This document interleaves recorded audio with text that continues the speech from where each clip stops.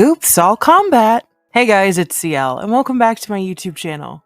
I make brand new Critical Role recaps every Monday at noon. I would be happy to have you join the party. If you haven't already, don't forget to subscribe and hit the Bertrand bell to be notified of future videos. Now, without further ado, let's discuss the 67th episode of Campaign 3 of Critical Role. We open as the party continue their travel west to find Orym's missing sister and some of the special blue perennium flowers, or something along those lines, because the whole time the cast are calling it anything but that. They begin discussing where they land on the spectrum of God belief, and when FCG takes a vote, they are the only one to raise their hand in support of the gods. However, they all agree that lewdness is bad, evil in fact, and that they're gonna stop him, even if Imogen is kinda scared about what destroying Predathos might mean to her. As they continue, they find the spirits of lost soldiers roaming through the smoke, at times seeing dozens in the surrounding area, forever trapped here after a battle in which the first king of Taldore took reign. Fearne finds out that Orym stole back Xandis' spyglass and gave it back to them, and Fearne hilariously and pettily denies him guidance when he asks for it. As they continue on, they find a hill with a well-built fort and decide to stealthily go check it out.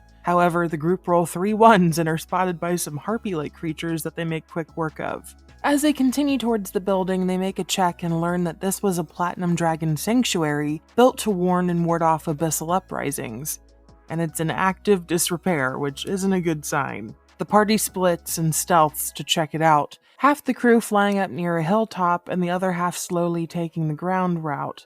And what they see is grotesque.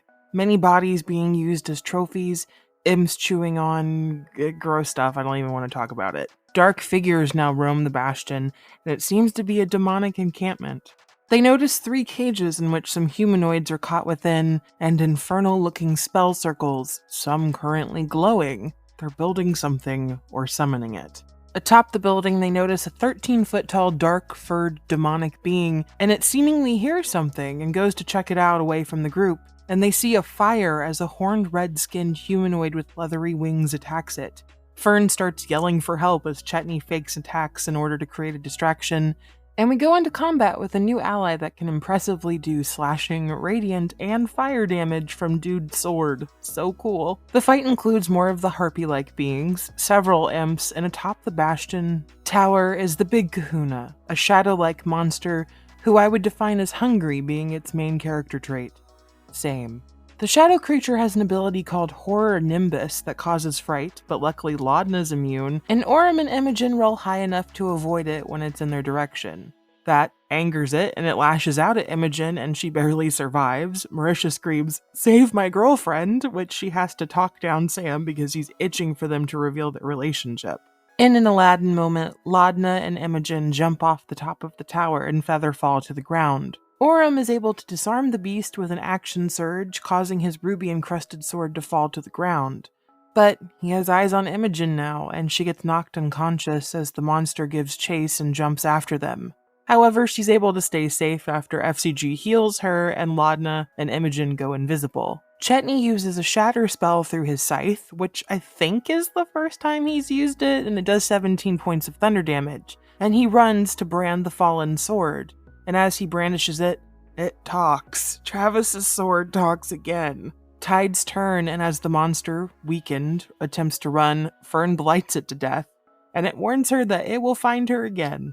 But oops, who dead? The group begin to break the locks to let people out of the 3 cages, which hold some of the Platinum Dragon followers and a couple of the Tempest Blades, including Fearne. Yay! The siblings are reunited. The devil who is on their side approaches and introduces himself as Tavon Klosk, also known as the Retribution of the Hells, aka he's a paladin of Asmodeous. He takes a special interest in Fearne, who's incredibly flustered, and asks who she follows and notices she's outside the Knotted Weave. Based on the info given, Asmodeous is afraid just like the other gods and is maybe working together with Prime Deity's holy hells. Like, what is going on? He finally ignores everyone else through the interaction, and before departing, kisses her hand, and it burns, but she's used to the burn of fire. And he leaves a black-horned crown tattoo from his kiss, a pact she agrees that if she's ever interested in his help or his god, he will come to her.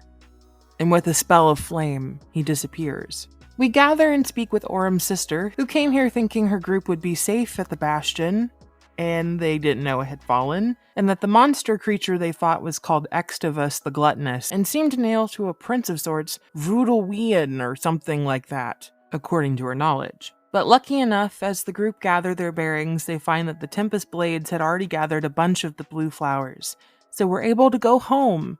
Barony stone shapes a cavern to make a comfortable long rest as the episode ends. What did you guys think? By the way, they asked around about Chetney's new sword, and no one knows where it comes from. I still can't believe he's 3 for 3 in talking weapons. Anyway, don't forget to like and subscribe, and check out my recaps of Campaign 3 on my channel. Thank you so much for watching. Stay safe out there. Good day, my friends. Are you ready?